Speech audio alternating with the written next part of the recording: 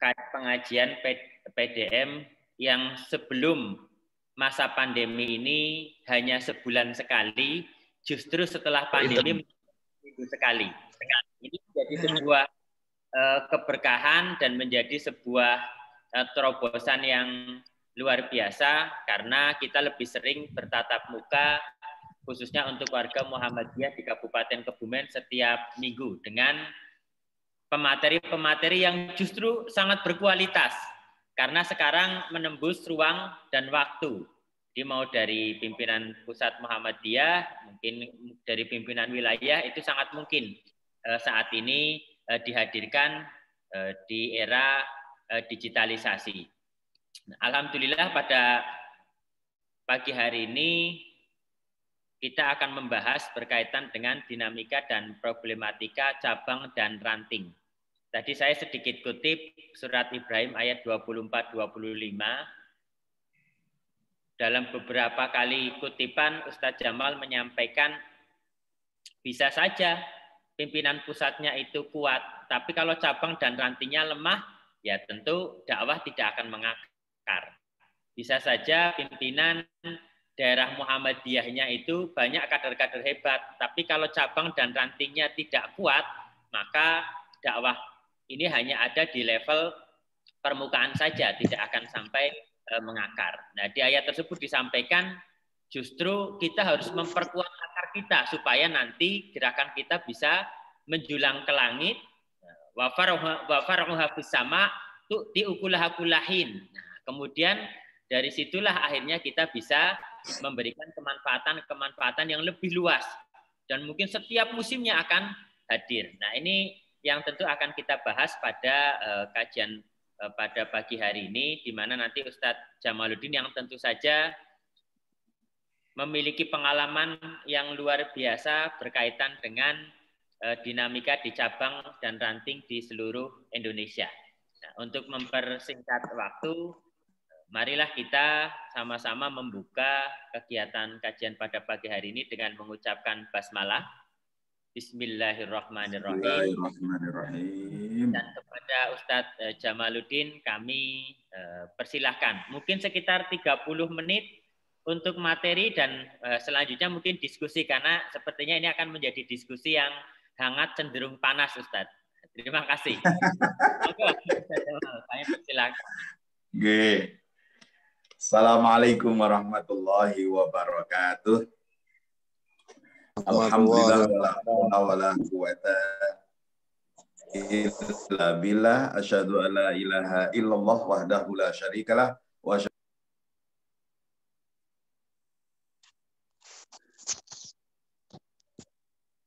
sahbihi wa mawalah. Ibu-ibu, bapak yang saya hormati, terlebih lagi kepada Ustaz Abdul selaku Ketua PDM Kebumen dan seluruh pengurus atau pimpinan PDM beserta seluruh ortom dan lembaga, Ustadz Dr. Hasan Bayuni selaku moderator yang saya hormati, terima kasih sudah pernah tidur di rumah saya beberapa waktu yang lalu. Dan seluruh pemirsa, mungkin ini seluruh Indonesia karena saya sebar ke seluruh Indonesia. Boleh jadi ada yang dari NTT, dari mana mungkin. Yang saya hormati, mari bersyukur pada Allah. Alhamdulillah pada pagi hari ini kita bisa ngaji dalam majelis Yumiyah dalam situasi pandemi COVID.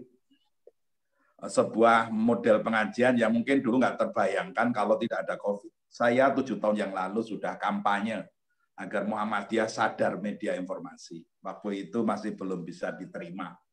Tapi dengan pandemi COVID ini, hikmahnya sekarang dari ranting, cabang, sampai pimpinan pusat, semuanya terpaksa sadar dengan media informasi, sadar dengan media sosial, YouTube, dan sebagainya.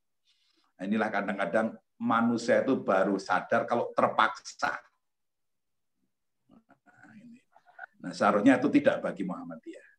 Tapi ya apapun, ini kita syukuri karena kemudian sekarang menjadi akrab mengenal seluruh teman-teman Indonesia lewat pengajian Yumiyah atau media informasi ini. Nah, Bapak Ibu yang saya hormati, terima kasih ya karena insya Allah diskusi-diskusi seperti ini yang temanya agak spesifik. Pagi ini kita akan membicarakan tentang dinamika dan problematika cabang dan ranting Muhammadiyah. Ya. Mudah-mudahan sedikit materi ini bisa bermanfaat, dan materi secara detail sudah saya tulis banyak di Facebook saya, banyak judul tentang cabang ranting maupun di webnya LPCR PP Muhammadiyah. Selanjutnya saya akan masuk saja langsung ke materi pengantar. Sebagai sebuah organisasi, pusatnya Muhammadiyah memang di pimpinan pusat. Tadi sudah disampaikan dalam bahasa lain oleh Dr. Hasan Bayuni.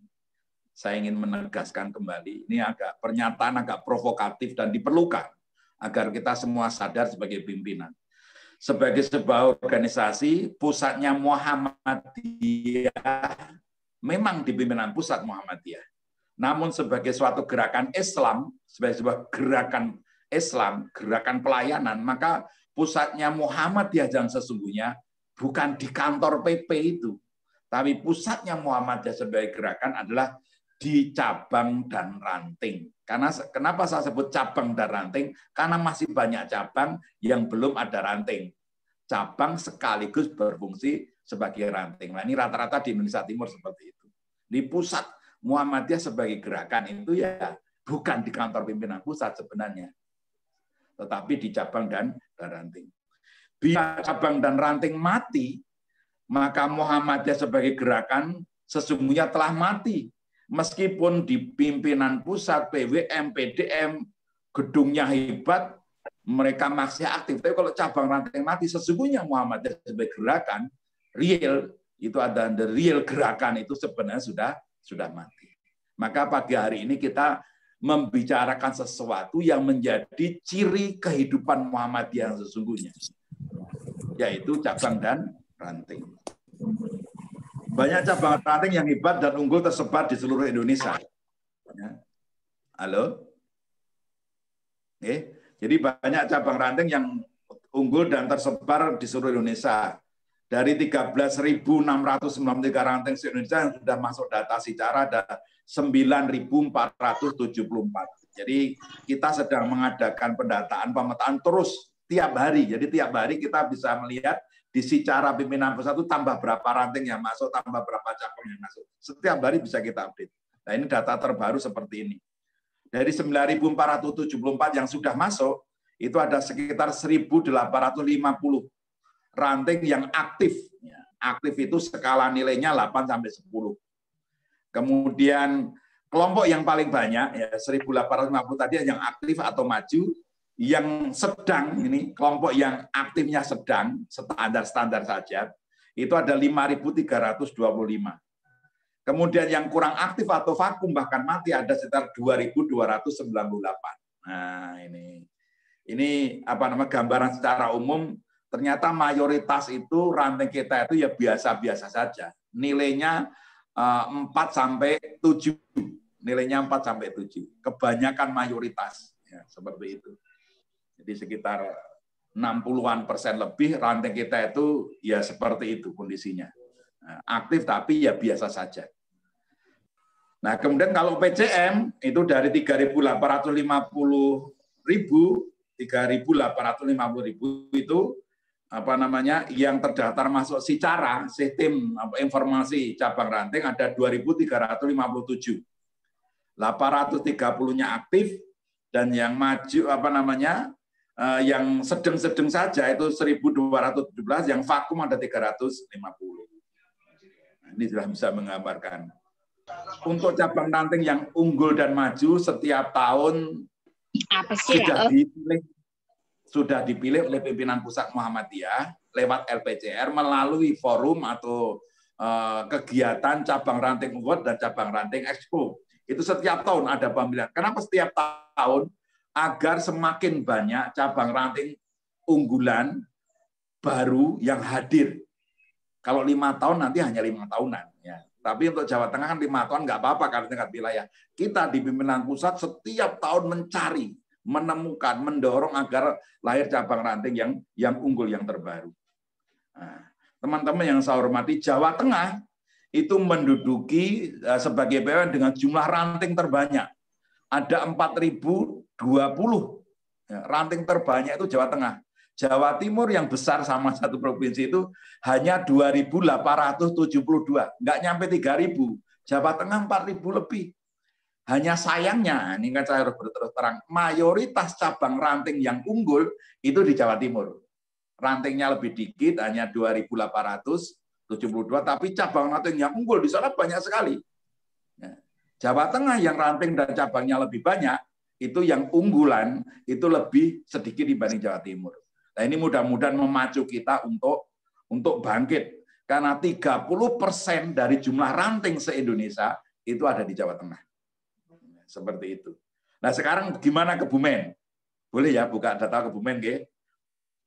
Kebumen itu terima kasih Pak Abdul sudah mengisi secara 100%.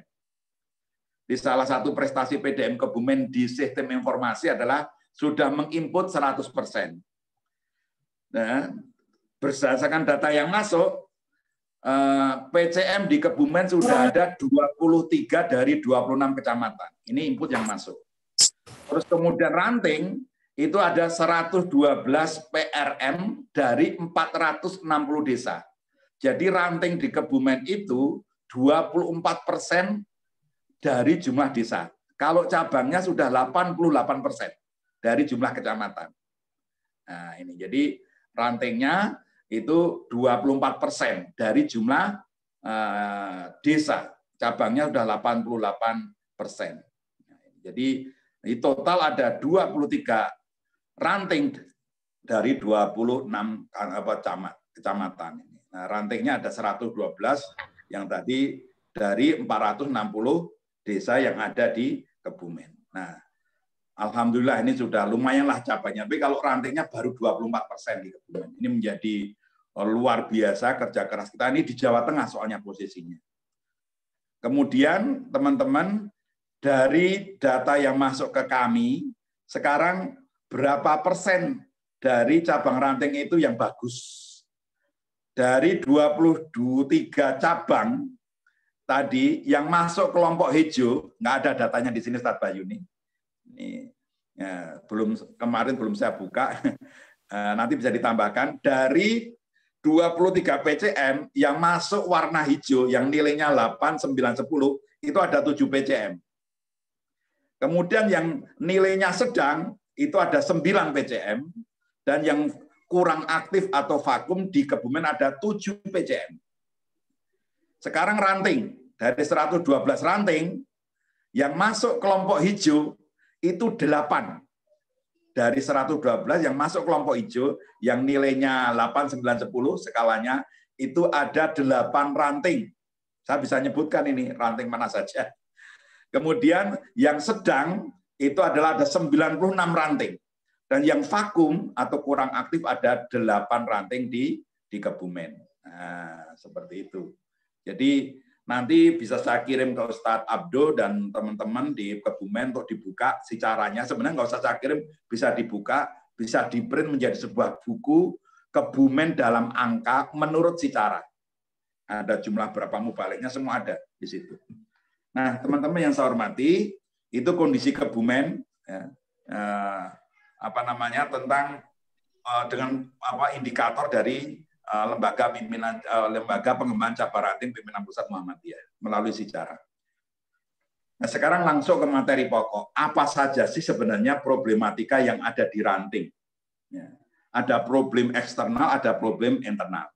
Nah, problem eksternal, ya, ini problem yang adanya ranting dengan pihak-pihak di luar ranting. Contohnya, ya, yang ini yang kami temukan ke seluruh Indonesia ketika saya silaturahmi, sowan, kunjungan ke ranting-ranting, saya catat itu apa yang diceritakan para pimpinan ranting, pimpinan cabang Muhammadiyah. Nah, problematika ranting itu yang eksternal adalah problem kurangnya pembinaan PCM kepada ranting setelah pelantikan PRM. Jadi banyak keluhan dari ranting itu. Kalau yang ranting yang maju-maju nggak usah kita bicarakan. Ini kan yang ranting yang masih bermasalah. Itu merasa setelah dilantik ya sudah. PCM tidak ada tindak lanjut mengadakan pembinaan, bahkan pengajian bersama jarang. Kunjungan untuk ngobrol menemukan masalah ranting dari PCM jarang. Itu mayoritas keluhannya itu dan kurangnya silaturahmi dan komunikasi yang sehat antara cabang dan ranting. Ya, sudah dilatih, setelah itu kurang komunikasi lagi. Yang formal juga kurang, silaturahmi antar pribadi pengurus cabang ranting juga berkurang atau kurang. Kemudian keluhannya apa lagi? Atau masalahnya apa lagi? Banyak pegawai AUM yang ada di rantingnya tidak aktif bermuhammadiyah di ranting. Jadi pegawai AUM-nya ada di ranting itu, tapi nggak mau aktif di ranting Muhammadiyah. Mungkin itu tidak terjadi di Kebumen karena Anda punya Gombong, PKU, punya Seruweng, dan sebagainya. Ranting yang maju kurang peduli dengan pengembangan ranting yang lain. Ada ranting yang maju, sebelahnya itu mati, dibiarkan. Itu banyak terjadi. Padahal semangat kita tidak begitu. Semangat kita ranting yang maju ikut memajukan ranting sebelahnya. Cabang yang maju ikut memajukan cabang sebelahnya. Ini salah satu contoh cabang yang luar biasa, memajukan cabang yang lainnya adalah cabang Cilengsi. Itu sampai kemudian membeli tanah miliaran, membangunkan sekolah miliaran, merekrut guru, menggaji sampai sekian tahun. Setelah sekolah itu jadi, gurunya sudah bagus, kemudian ditugasi membentuk ranting-ranting. Setelah terbentuk ranting, lahirlah cabang Gunung Putri. Nah, itu semuanya dana dari PCM Cilengsi, keluar miliaran, setelah bagus, berdiri, diresmikan rantingnya, diresmikan cabangnya, dan seluruh kekayaannya diserahkan kepada PCM yang baru itu. Sekarang Cilengsi lagi nggarap Jonggol, Cariu, dan sebagainya, tanah dibeli, gedung dibangun, nanti semuanya diserahkan kepada PCM sebelah itu. Itu sekedar contoh bagaimana cabang yang maju, ranting yang maju, malu kalau cabang di sebelahnya tidak maju. Kemudian lemahnya media dakwah Muhammadiyah. Nah, ini sering dikeluhkan. Termasuk yang pernah saya tulis ketika saya diajak ke peresmian sebuah ranting di Kebumen waktu itu dengan Pak Dailami, kemudian dengan teman-teman Muhammadiyah PDM Kebumen. Waktu saya datang dan memberikan pengajian di peresmian ranting itu, Pak Dailami marah-marah ke saya, kenapa? Banyak warga Muhammadiyah yang pindah kamar gitu ya, hijrah ke organisasi lain, ke kelompok Islam lain. Karena apa? Karena tiap hari mereka melihat TV, mendengar radio yang bukan radio dari Muhammadiyah. Kenapa? Karena Muhammadiyah tidak punya radio, karena Muhammadiyah tidak punya TV. Sehingga pembinaan terhadap anggota Muhammadiyah dan warganya lewat TV dan radio menjadi kurang. Padahal organisasi lain, kelompok lain tiap hari menayangkan dan mendengarkan radio ini. Ternyata ini banyak dikeluhkan oleh cabang dan ranting di seluruh Indonesia. Kemudian persaingan dengan kelompok Islam di luar Muhammadiyah. Ini udah paham lah semuanya, nggak usah sebut. Khususnya yang menganggap Muhammadiyah kurang nyunah. Ini pengajian sunnah, ustadz sunnah, yang lain nggak nyunah lah. Atau yang menganggap Muhammadiyah Wahabi, jadi ekstrimnya berlebihan. Yang satu menuduh nggak nyunah, yang satu menuduh Muhammadiyah Wahabi, kemudian kurang panas, atau sebaliknya malah rebelan. Nah, ini ada juga. Lanjut. Nah, sekarang problem di internal ranting, kaderisasi, rekrutmen, dan partisipasi AMM. Ya, kaderisasi, rekrutmen. Kaderisasi mungkin sudah banyak yang melakukan Baitul Arqam dan sebagainya, formalnya. Tapi rekrutmen ini kita jarang. Jarang ada cabang ranting yang melaporkan sudah berhasil merekrut anggota sekian. Menambah anggota sekian itu jarang. Kalau ada ranting dan cabang yang mampu merekrut anggota dan menambah jumlah anggota itu luar biasa. Nah, kita itu organisasi kader, tapi jarang merekrut orang. Aliran sesat, ya, sudah sesat tapi banyak pengikutnya kan apa? Tiap hari merekrut orang. Hampir 25.000. Ya, padahal gerakan baru sesat, ya, mampu merekrut sampai profesor, sampai jenderal. Nah, jadi anak buahnya Dimas Kanjeng. Nah, kita lemah dalam rekrutmen pegawai, anggota Muhammadiyah. Problem yang kedua, secara internal, banyak pengurus ranting yang kurang memahami paham agama dan ideologi Muhammadiyah, maksud tujuan, dan belum meyakini bahwa dengan bermuhammadiyah dapat menjadi jalan meraih ridho dan surganya Allah Subhanahu wa Ta'ala. Ini bukan salahnya pimpinan ranting, tetapi kita memang kurang membina yang seperti ini. Padahal orang itu akan mau fight, akan berjuang luar biasa Kalau meyakini apa yang dilakukan, memilih Muhammadiyah, aktif di Muhammadiyah itu bisa mengantarkan ke surga dan surganya Allah dan ridhonya Allah Subhanahu wa Ta'ala. Ini sangat ideologis. Ini penting karena orang-orang yang rela melakukan apa saja, berkorban apa saja, orang yang sudah meyakini bahwa paham agama, maksud tujuan dari Muhammadiyah itu memang bisa mengantarkan dirinya ke surganya Allah Subhanahu wa Ta'ala. Kemudian problem internal yang lain agak teknis ini, jarang rapat dan lemah komunikasi. Jadi banyak cabang yang rapat itu sebulan sekali. Banyak ranting yang rapatnya sebulan sekali. Gitu. Di cabang ranting yang maju tidak ada cerita rapat sebulan sekali. Bahkan ada ranting cabang yang maju, rapat seminggu itu bisa lebih dari 2 kali, bahkan ada yang tiap hari itu rapat. Nggak terbayangkan itu gimana caranya kan?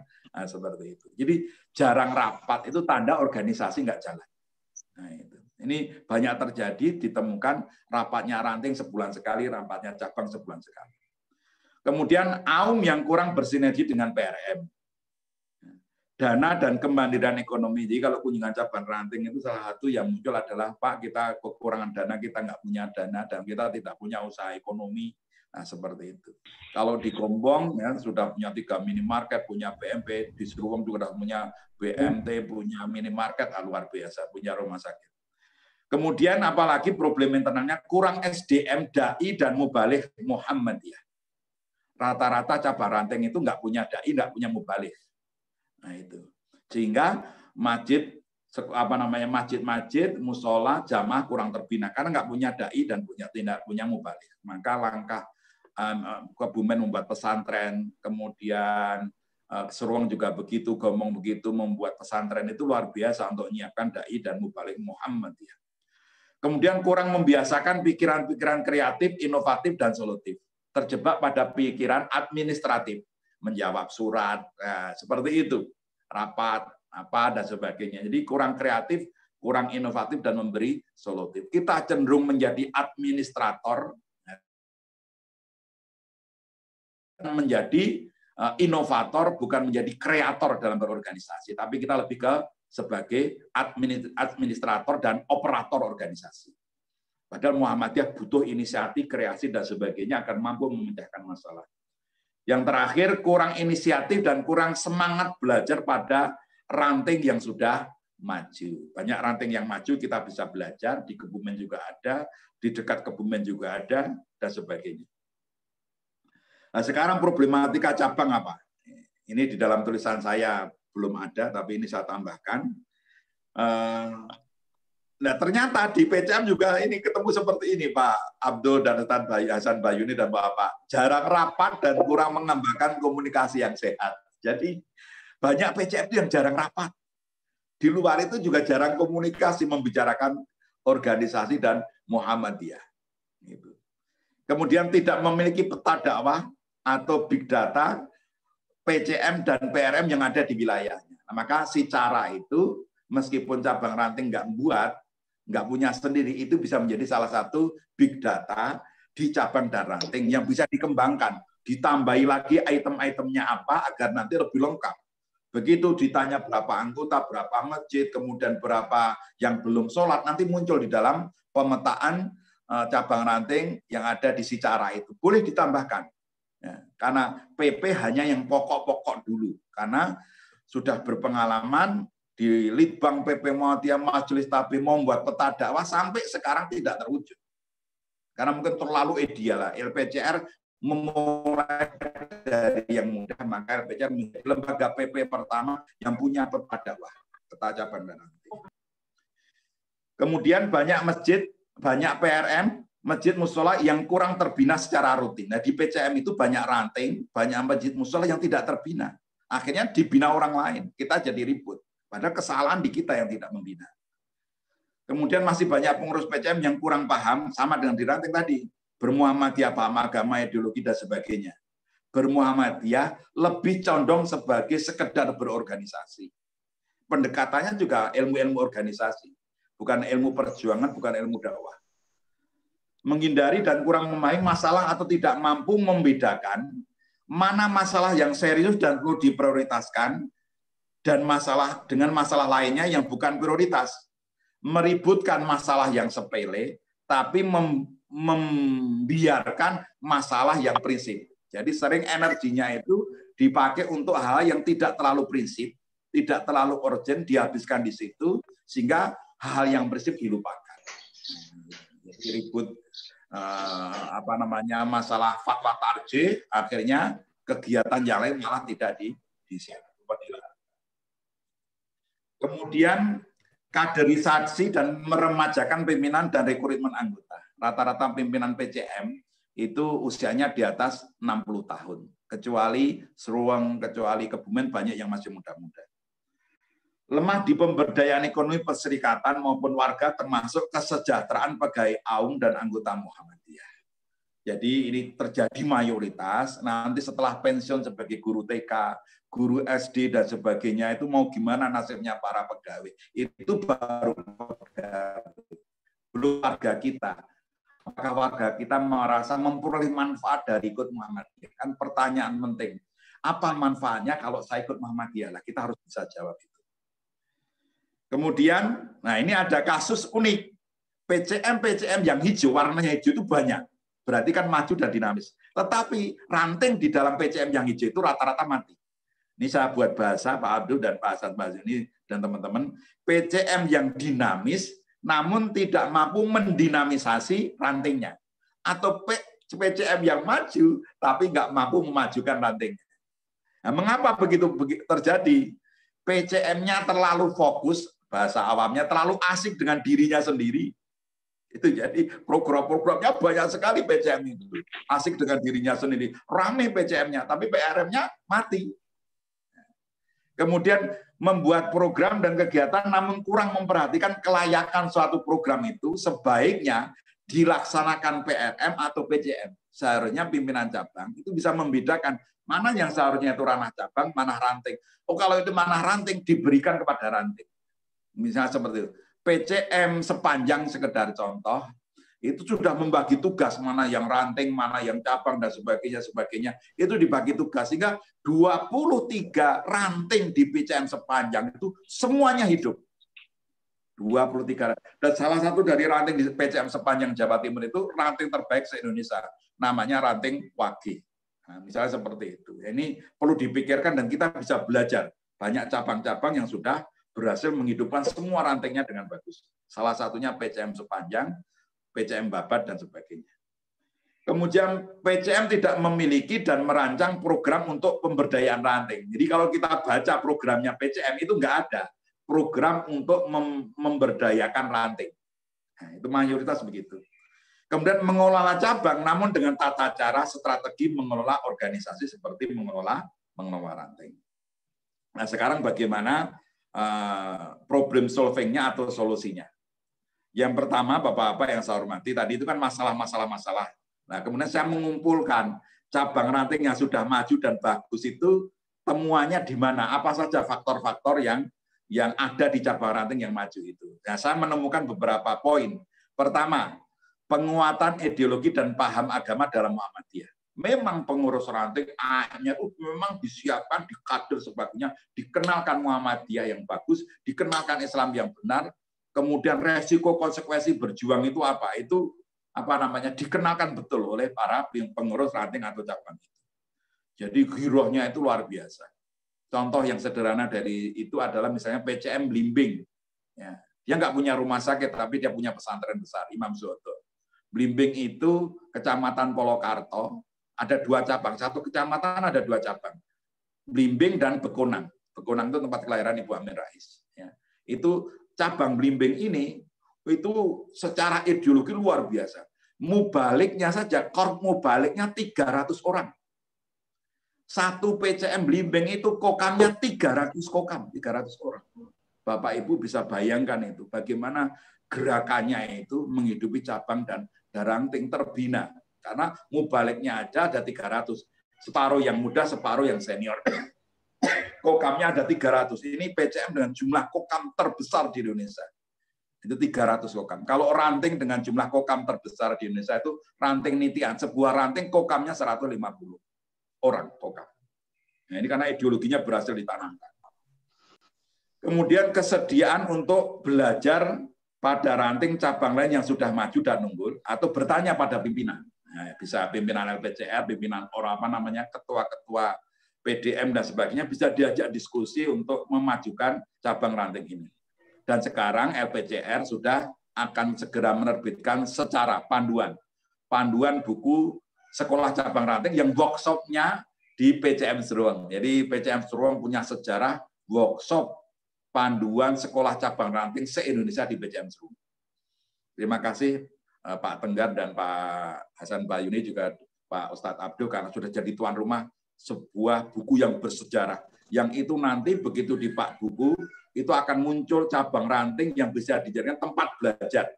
Tinggal milih mau belajar apa, ekonomi, mau milih belajar tentang memakmurkan masjid, ada semua di situ. Ada kurikulumnya juga. Kemudian menggali dan memahami problem yang dihadapi di ranting atau cabang, dan kemudian merumuskan strategi program dan rencana tindak lanjut. Jadi Bapak-bapak, Ibu-ibu, mari kita gali sebenarnya di cabang kita itu masalahnya apa. Semakin sering rapat, akan semakin ketemu masalah-masalah yang kita hadapi. Tapi ada juga yang rapat kalau ada masalah. Kalau ada masalah baru rapat. Padahal rapat itu bisa buat masalah. Menemukan masalah maunya, yang nanti akan dicarikan solusi.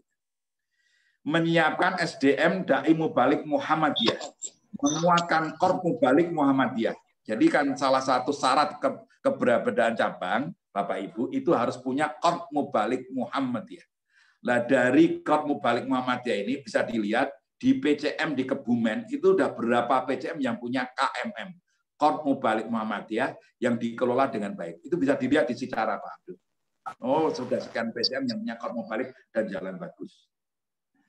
Kemudian jangan sampai ada masjid musola dan warga Muhammadiyah yang tidak dibina, disertai pemanfaatan media dan teknologi. Maksudnya dengan banyaknya mubalik, insya Allah nanti tidak ada lagi warga yang tidak terbina, musola yang tidak terbina, didukung dengan media informasi, seperti yang saat ini kita lakukan. Seruang menjadi contoh cabang yang memanfaatkan media informasi yang kita angkat ketika nasional, membuat podcast, membuat video pendek tentang kisah-kisah yang menarik oleh PCM Seruang, itu menarik untuk dicontoh PCM yang lainnya.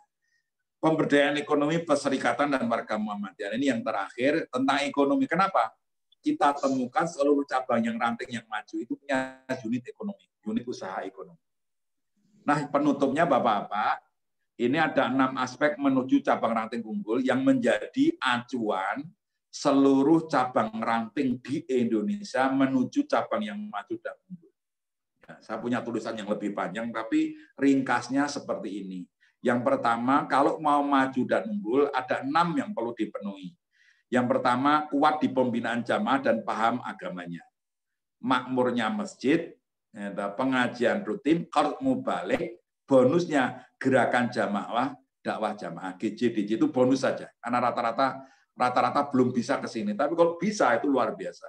Masjid makmur itu contohnya adalah makmur jamaahnya, makmur kegiatannya, makmur dananya. Nah, masjid rumah sakit Seruang itu kan lumayan itu, dari infak musafir aja kan sudah di atas 20 juta ya Ustaz Hasan Bayuni ya. Mungkin 30 juta. Itu dari infak masjid saja, baru infak musafir, belum infak hariannya.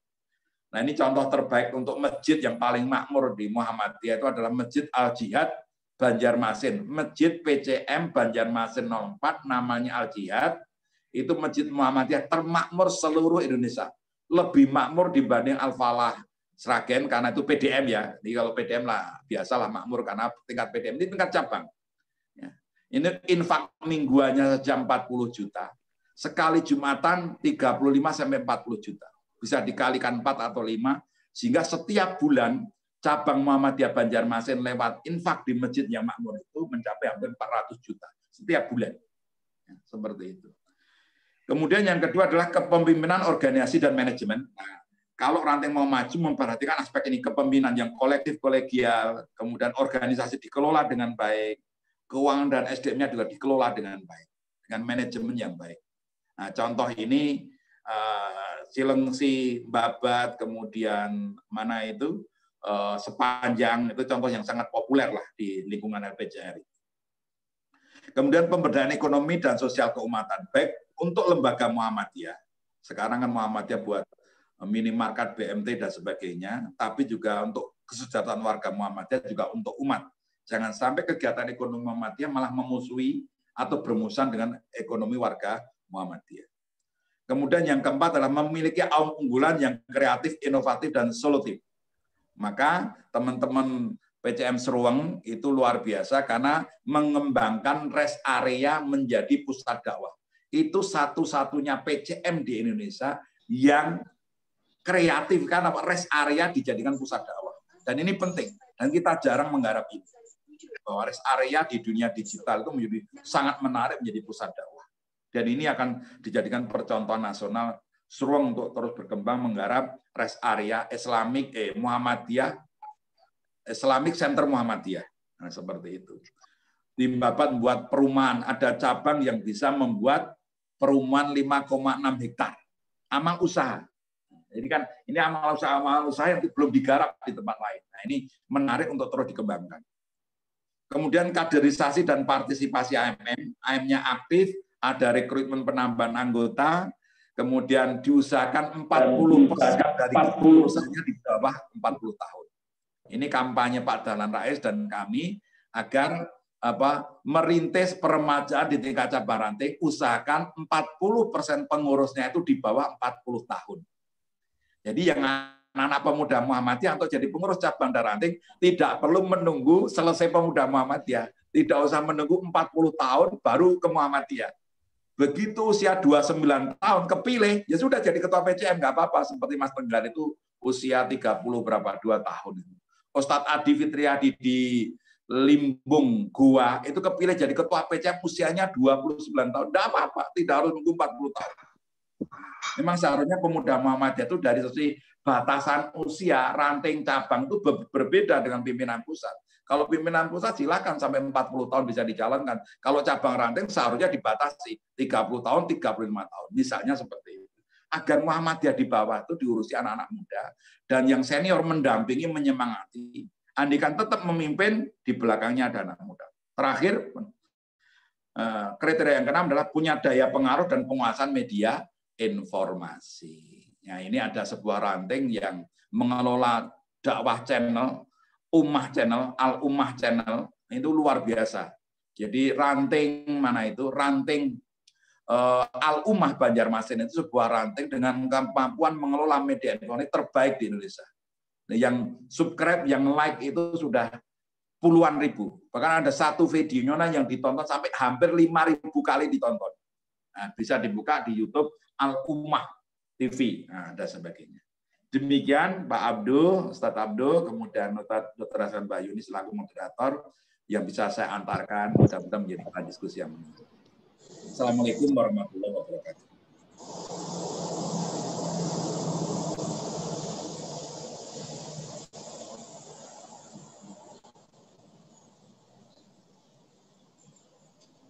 Namun, Dok. Terima kasih Ustaz Jamal atas penyampaiannya yang sangat luar biasa. Catatan pertama dan istimewa di pimpinan daerah Muhammadiyah Kebumen, cabang yang masuk hijau hanya 30%. Berarti masih punya PR 70% agar cabang lain di luar yang 7 itu bisa masuk ke zona hijau. Dan tadi sudah dipaparkan, sepertinya yang terjadi di cabang dan ranting seluruh Indonesia, ya permasalahannya sama, jarang rapat, menghindari masalah, kemudian pengurusnya sepuh-sepuh semua, kemudian kurang kreatif dan inovatif. Nah, ini menjadi pembelajaran untuk kita semua. Nah, seperti di Seruweng saya sedang mengusulkan Ustadz Jamal di barat masjid kalau bisa dibuat alun-alun Muhammadiyah Seruweng. Nah, karena Muhammadiyah nggak punya alun-alun. Untuk kegiatan berdakwah dan lain-lain mungkin cukup menarik, hanya butuh tanah, kasih rumput, kasih trotoar di sampingnya, orang-orang bisa pada jualan, tapi miliknya Muhammadiyah. Nah, ini untuk gambaran saja. Monggo kepada Ayahanda PDM, Ibunda Aisyah, mungkin Ayahanda di pimpinan cabang Muhammadiyah se-Kabupaten Kebumen maupun teman-teman dari MLO dan jamaah Zumiyah semuanya, barangkali ada yang mau bertanya bisa melalui chat ataupun langsung bertanya kepada Ustadz Jamaluddin. Monggo kami persilahkan. Assalamualaikum Ustaz. Waalaikumsalam warahmatullahi wabarakatuh. Dari PCM Lasem Ustaz. Oke. Lasem. Lasem Rembang Ustaz, Jawa Tengah Ustaz. Lasem Rembang. Ya, terima kasih Ustaz. Dan pertama kami ucapkan terima kasih kepada Kabupaten Kebumen yang telah mengadakan Zoom pengajian bisa dijangkau oleh seluruh Indonesia. Gitu. Alhamdulillah, Lasem pun bisa mendengarkan ya, yang mengikuti maupun mendengarkan yaitu ceramah dari pencerahan dari Ustadz ini Jamaluddin dari PRM Pusat ini. Alhamdulillah, memang ini di Lasem sendiri itu adalah negaranya NU. Jadi kita berjuang Muhammadiyah itu harus ekstra ya, sungguh-sungguh. Kalau tidak sungguh-sungguh bisa tergilas Ustadz ini. Dan hambatannya tidak hanya di luar, dalam pun ada hambatan. Begini Ustadz, untuk pengembangan ranting dan cabang memang tidak berjalan Ustadz memang untuk di Rembang itu. Jadi istilahnya yang berarti pengurusnya itu, jadi bagian pengembangan ranting tidak bisa berjalan. Jadi tadi dikatakan tadi tidak jarang rapat dan jarang ketemu, jarang silaturahmi, akhirnya kita tidak ada pembinaan dari cabang maupun dari daerah. Dan yang lebih berat lagi nih Ustadz, itu untuk daerah itu tidak ada kesamaan. Jadi seandainya daerah cabang memakai maklumat, tapi ternyata orang-orang daerah justru malah tidak menggunakan maklumat. Nah itu yang membuat hambatan itu Ustadz. Yang kedua mungkin ada lagi, dan Ustadz yang bukan dari Muhammadiyah, kalau cabang itu tidak menggunakan, justru malah orangnya pribadi daerah itu malah menggunakan Ustadz yang di luar cabang, di luar ormas lain gitu. Di luar ormas lain dia gunakan. Padahal dampaknya Ustadz, murid-muridnya itu merasa bingung ya, dari Ustadz yang dari ideologinya kuat Muhammadiyah itu begini, yang dari Ustadz dari luar ideologinya itu di luar Muhammadiyah. Akhirnya terjadi kebingungan, gitu. Muridnya sendiri itu merasa bingung. Seringnya terjadi seperti itu.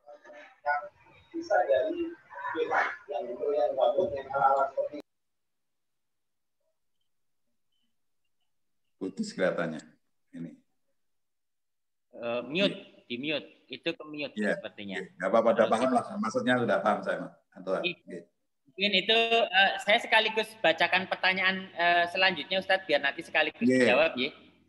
Ini ada pertanyaan tadi yang pertama berkaitan dengan tidak sinergisnya antara PDM dengan cabang berkaitan maklumat, atau di cabang satu dan cabang lain terjadi perbedaan sikap. Kemudian yang kedua, bagaimana solusi PDM maupun cabang yang bicara yang berideologi berbeda dengan Muhammadiyah. Makanya mungkin ada yang dulu. Oke. Selanjutnya ada pertanyaan dari Mas Miskun. Ini pertanyaannya cukup menarik Ustadz.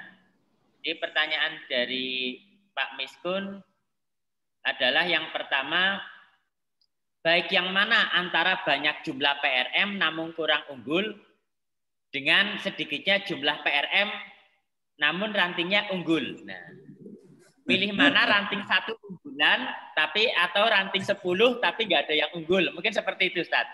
Yang kedua, bagaimana cara membangun militansi pimpinan dan anggota cabang dan ranting. Nah, karena pertanyaannya sudah cukup banyak, mungkin sementara itu Ustaz tadi dari Lasem. Dan yang kedua dari Ustadz Miskun. Ya. Oke. Terima kasih Ustadz dari Lasem. Tadi saya lupa nyebut namanya. Jadi ini kan naik kan akhirnya. Tadi problem ranting cabang ternyata itu dialami juga di PDM tertentu. Nah, tadi PDM Rembang ini ya. Menurut laporan dari Ustadz tadi, senior tadi, artinya kalau semakin tinggi tingkat kepemimpinannya problemnya seperti ini, nah sebenarnya kan kondisinya semakin memprihatinkan. Tapi insya Allah secara mayoritas PDM itu tidak seperti itu. Kami juga memantau itu, bagaimana ada perdebatan di tingkat PDM, ada perdebatan di PCM dan sebagainya. Tapi secara umum maklumat edaran PP Muhammadiyah tentang COVID dan sebagainya itu berlangsung secara umum seperti itulah. Masih ada beberapa satu kasus, dua kasus lah. Kalau terjadi seperti ini memang tingkat pimpinan di atasnya memang harus juga berkomunikasi. Kalau itu terjadi di PDM Rembang, maka pimpinan wilayah ya akan banyak berkomunikasi dengan PDM Rembang tentang problematika yang dihadapi sesungguhnya apa. Memang sesuatu yang menyedihkan atau menyakitkan, PCM sudah fight begini, malah ada pengurus PDM yang bertentangan dengan apa yang diperjuangkan oleh teman-teman cabang. Nah, itu juga sebaliknya juga sama, PDM sudah begini, cabangnya enggak. Maka tadi saya katakan kita harus teguh memegang maklumat keputusan PP Muhammadiyah. Keputusan PP Muhammadiyah itu bukan untuk dilanggar, bukan untuk tidak dipatuhi, bukan untuk didebatkan, tapi diperjuangkan semampunya. Nah, kalau keputusan itu tidak terlaksana sekian persen, itu sudah diperjuangkan. Bukan kemudian didebatkan, kemudian energinya habis untuk mendebatkan keputusan Majelis Tajid Pimpinan Pusat Muhammadiyah. Etika berorganisasi tidak begitu. Kalau ada yang berbeda, tulis makalah, kirimkan ke Pimpinan Pusat Muhammadiyah atau ke Tarjih wilayah untuk dibahas secara pribadi dan kelembagaan. Jangan paham pribadi kemudian merusak keputusan perserikatan. Ini yang harus disadari oleh para pimpinan cabang, ranting, PDM, PWM, bahwa seperti itu. Di keputusan PP dilaksanakan, bukan untuk diperdebatkan. Dicari solusinya, diperjuangkan untuk dipraktekkan. Terlaksana 70%, alhamdulillah. Tapi tidak ada niatan untuk melawan atau menentang, itu tidak ada. Lebih-lebih masalah tarjih di pimpinan pusat Muhammadiyah. Ada kan forum-forum diskusi terbatas, jangan kemudian malah pimpinan memberi contoh yang berbeda. Nah, seperti harus menyadari, kalau sudah mau memilih Muhammadiyah, berbeda, harus bisa membatasi. Dipakai aja pribadi, tapi tidak ditunjukkan kepada anggota Muhammadiyah. Silakan didebatkan secara terbatas dengan Majelis Tajid. Nah, terbuka Majelis Tajid. Kalau ternyata dalilnya lebih kuat, akan dipakai. Itu saja sederhana. Bukan kitanya merasa paling pintar, paling hebat, kemudian melawan putusan Tajid. Itu tidak adabnya di Muhammadiyah. Membuka diskusi, tapi ada batasnya, adabnya. Kalau pemimpin yang merusak seperti itu, memang memprihatinkan. Ini saya bahasanya agak terus terang saja ya, seperti itu. Itu yang kemudian membuat yang di bawah itu capek. Aku pengen patuh kok pimpinannya malah begitu. Nah, pimpinannya berarti nggak bisa menahan diri. Kalau berbeda itu dirinya sendiri saja. Bukan untuk dipamerkan kepada anggota. Nah, seperti itu. Ini saya kira apa yang disampaikan di Rembang itu menjadi bahan renungan kita semua para pemimpin. Kalau resikonya dan konsekuensinya bermuhammadiyah, ya memang kita mengikatkan diri dengan apa yang dibuat oleh PP Muhammadiyah dalam hal khususnya tata cara ibadah. Kemudian tadi masalah yang berikutnya apa Ustadz ya, Pak Hasan Bayuni lupa tadi. Balik non Muhammadiyah yang banyak Oh iya, ya itu sama sebenarnya sama. Ya, di bawah sudah membina ideologinya Kokam, sudah sistem perkaderan, pimpinan sendiri yang kemudian mendatangkan penceramah yang kemudian merusak perjuangan perkaderan yang sudah luar biasa. Jadi jangan kemudian hal ini kan di Muhammadiyah bisa ngundang siapa saja. Iya bisa ngundang, tapi forumnya yang tepat. Nah, kalau forum pengajian umum, forum yang dilakukan oleh anggota, kemudian ustadznya yang diundang itu mengajarkan paham yang lain, itu kan menyedihkan. Silakan di forum terbatas, di kajian yang tidak berdampak pada anggota. Nah, itu sajalah intinya ini yang para pimpinan harus menyadari ini. Kita terbuka, tapi ada forumnya yang bisa dikelola dengan baik. Karena itu, waduh luar biasa kalau sudah anggota kita melihat pimpinan seperti itu capek luar biasa. Kemudian apalagi Pak? Banyak ranting tapi tidak unggul atau satu ranting unggul? Kalau LPCR ditanya, makanya LPCR kan lembaga pengembangan cabang dan ranting. Pengembangan itu bermakna menambah jumlah, juga menambah kualitas. Jadi lembaganya bukan pemberdayaan, Pak, tapi pengembangan. Karena di salah satu makna pengembangan tadi adalah berkaitan dengan kualitas dan kualitas. Jadi gimana sebaiknya lebih banyak ranting yang lebih banyak jumlahnya tapi nggak ada yang unggul, sedikit tapi unggul. Nah, LPCR tidak memilih seperti itu. Memperjuangkan agar jumlahnya banyak, maka LPCR PP, PWM ke bawah diberi target oleh PP harus bisa mendorong cabang itu nanti jumlahnya 70% dari jumlah kecamatan se-Indonesia. Nah, itu kan dikasih target Pak kami, Pak. Harus bisa bahwa ada penambahan cabang, nanti targetnya itu sampai 70%. Saat ini cabang se-Indonesia 57% atau 60% lah. Nah, masih kurang 10%, Pak. Jadi sudah ada 57% dari jumlah kecamatan se-Indonesia sudah ada cabang. Nah, kami ditarget 13% lagi untuk cabang. Ranting targetnya adalah 40% dari jumlah kelurahan atau desa se-Indonesia. Nah, gitu. Sekarang ada sekitar 20-an% dari jumlah desa se-Indonesia. Udah luar biasa itu, Pak. Jadi kami ditarget kuantitas, tapi kami juga setiap tahun diminta untuk menghadirkan cabang ranting unggulan. Diperbanyak yang kualitasnya juga. Gitu. Jadi kualitasnya diperbanyak, ada targetnya, kuantitasnya diperbanyak. Karena kita organisasi massa, di samping harokah, di samping kita jamaah, di samping jamiah, kita punya target seperti itu. Jadi semua cabang ranting di Indonesia, PDM harus berlomba-lomba menambah cabang, tapi menambah ranting juga menambah kualitasnya. Maka ada contoh cabang ranting unggulan nasional yang bisa dilihat di webnya PP Muhammadiyah, webnya LPCR, video-videonya di secara setiap tahun kita adakan cabang ranting unggulan. Jadi PP Muhammadiyah itu mendanai ya cabang ranting unggulan, pemilihan cabang ranting unggulan itu sampai ratusan juta setiap tahunnya. Agar apa? Lahir unggulan-unggulan baru seluruh Indonesia. Mudah-mudahan dari Rembang nanti hadir cabang unggulan. Kalau belum bisa ke situ gimana, Pak? Membuat pilot project. Jadi setiap PBM sudah sepakat se-Indonesia harus bisa menunjuk 3 cabang unggulan nasional di wilayahnya, 3 ranting unggulan di wilayahnya.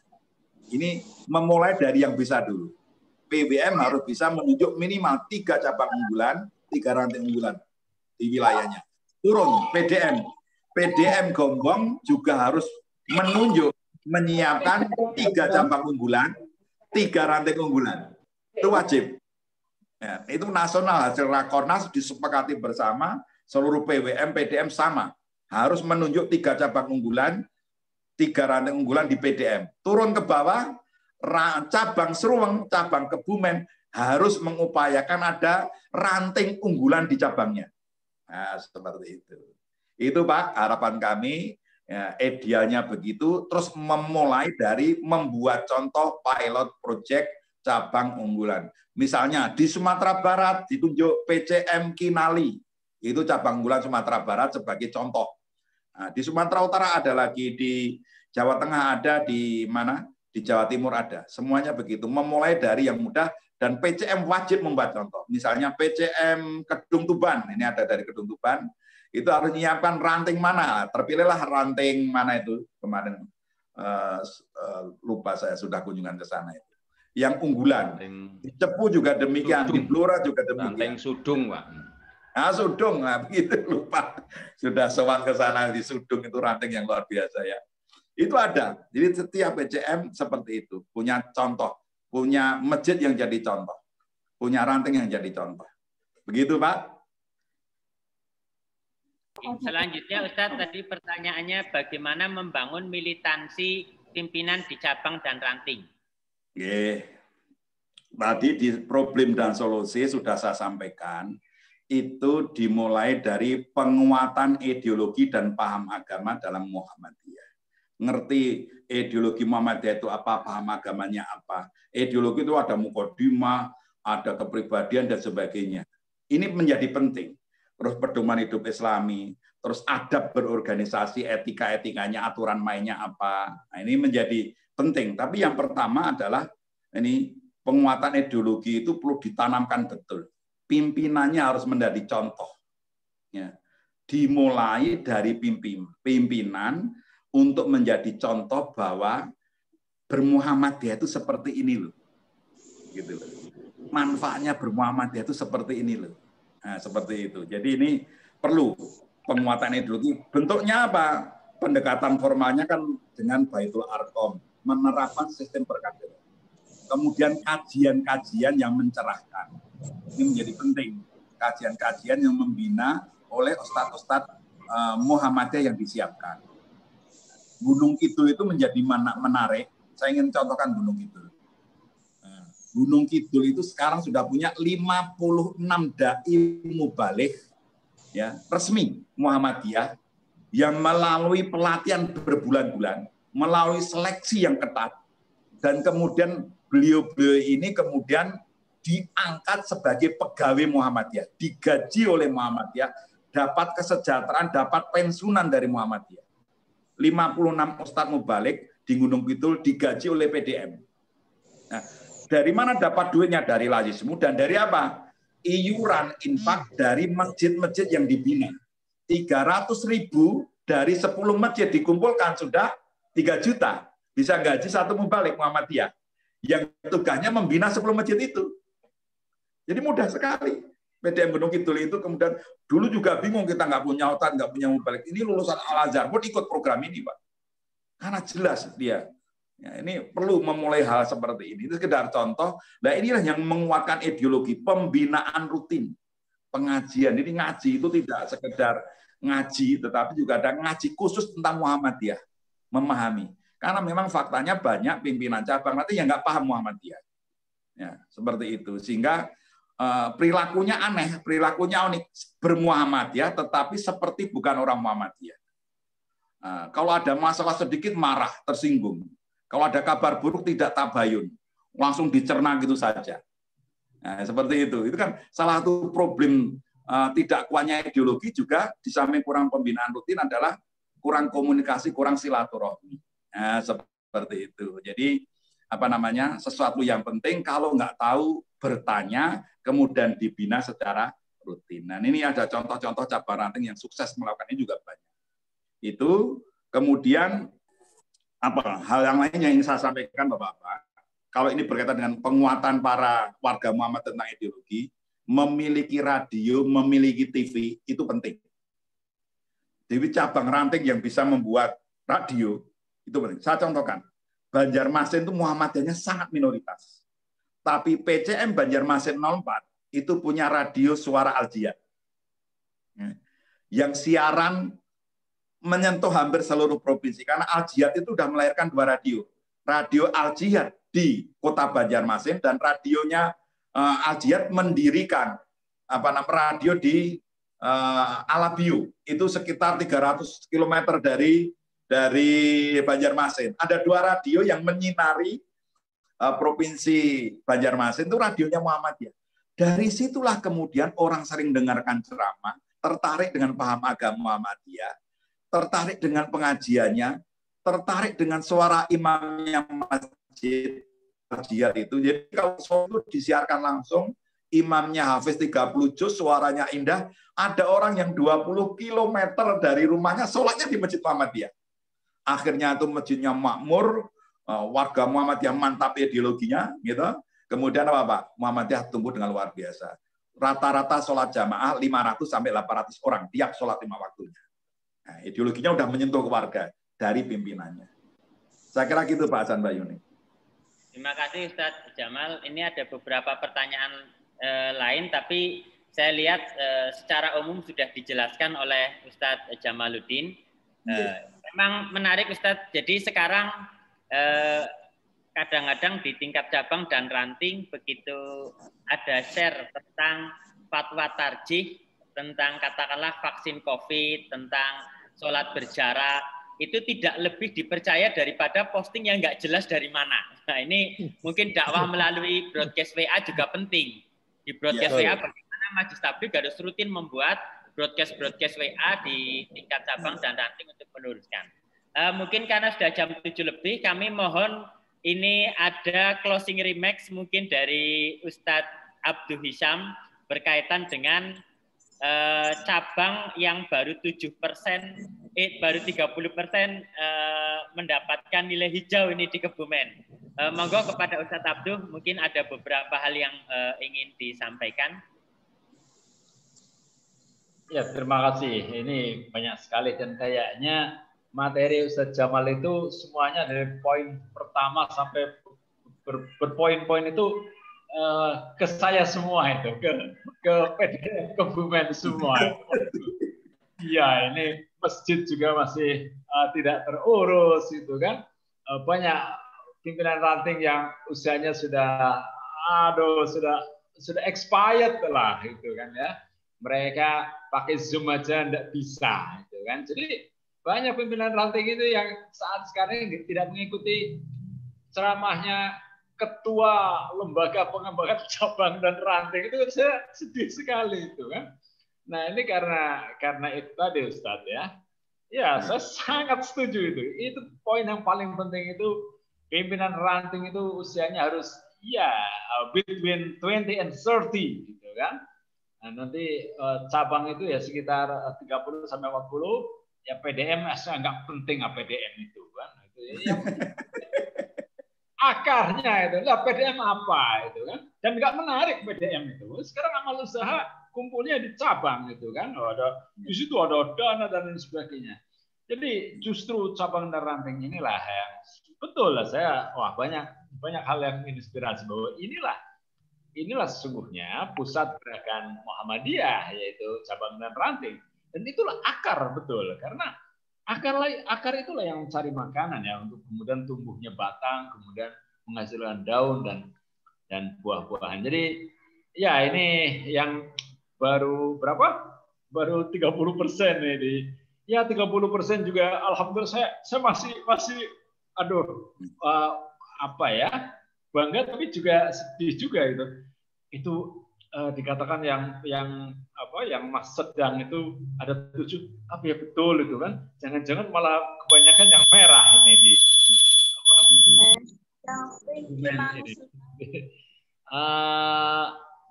maka ya ini perlu kerja keras lagi Ustaz, dan saya sangat senang sekali banyak poin-poin ini yang sangat penting ya, dan mudah-mudahan dengan ini maka teman-teman di cabang dan ranting yang merupakan ujung tombak kami ini semakin bangkit dan semakin bersemangat.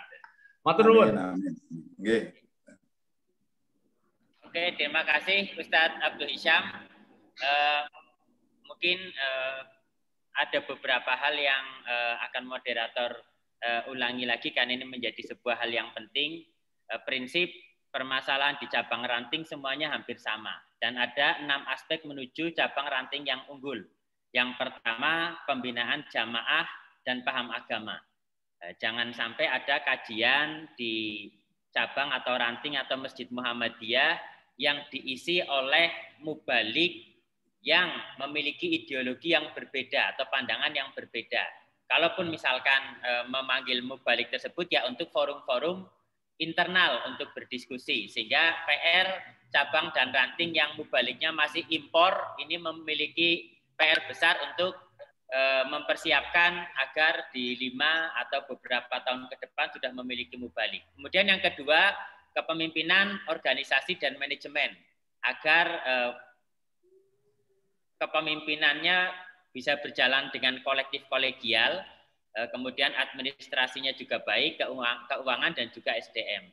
Yang ketiga, pemberdayaan ekonomi dan sosial keumatan terkait dengan lembaga, warga Muhammadiyah dan umat itu sendiri. Jangan sampai misalkan mungkin pimpinan cabang membuat usaha yang justru melemahkan usaha dari warganya.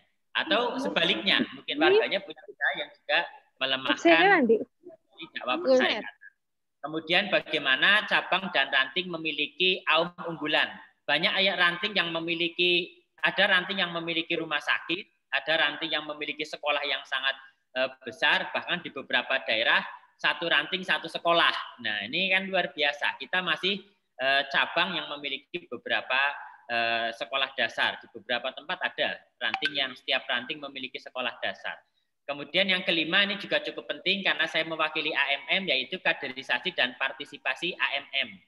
AMM aktif, ada rekrutmen anggota, terlaksananya perkaderan, kemudian ya 40% kepengurusan ya mulai di bawah 40 tahun.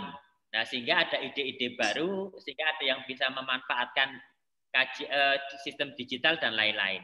Yang keenam, yang terakhir, daya pengaruh dan penguasaan media dakwah dan informasi. Ini menjadi PR bersama Ustadz karena begitu pengajian Zoom, ada cabang dan ranting yang nggak ngerti bagaimana cara pakai Zoom. Nah, ini peran AMM di sini juga mungkin sangat dibutuhkan, termasuk tadi luar biasa imamnya saat sholat itu diperdengarkan suaranya, sehingga orang tahu dan ingin hadir ke masjid tersebut. 400 juta setiap bulan dari penghasilan masjid saja. Ini luar biasa sekali karena ternyata amal usaha Muhammadiyah berupa masjid ini yang pengelolaannya itu tidak seribet rumah sakit, tapi ternyata penghasilannya juga bisa cukup besar untuk dana dakwahnya. Seperti tadi di masjid di Banjarmasin, di masjid PKU Muhammadiyah Serweng itu setiap bulan bisa sampai 30-an juta. Itu hanya mendirikan masjid di pinggir jalan. Nah, makanya ini menjadi sebuah pembelajaran bersama buat kita sehingga ke depan dakwah di cabang dan ranting bisa lebih semarak. Jadi mungkin itu ayahanda dan ibunda sekalian yang bisa kita bahas pada pagi hari ini. Terima kasih kepada Ustadz Jamaluddin. Jangan kapok karena sepertinya satu sesi masih kurang ini kayaknya ke depan. Karena banyak masih di cabang yang diisi oleh bukan orang Muhammadiyah. Tapi begitu orang Muhammadiyah mau masuk malah nggak bisa Ustadz. Karena memang barikadenya sangat kuat. Nah, semoga ini nanti bisa mencerahkan kita semua. Terima kasih juga kepada Ayahanda PDM, MLO, kemudian semua jamaah Sumiyah atas partisipasinya. Tadi mencapai 200, ini masih 225. Mungkin setelah ini ditutup masih ada yang mau ngobrol sama Ustadz mungkin, penasaran. Dari saya kurang lebihnya mohon maaf. Bila ada kekurangan, billahi fisabilil haq, fastabiqul khairat. Assalamualaikum warahmatullahi wabarakatuh. Waalaikumsalam warahmatullahi wabarakatuh.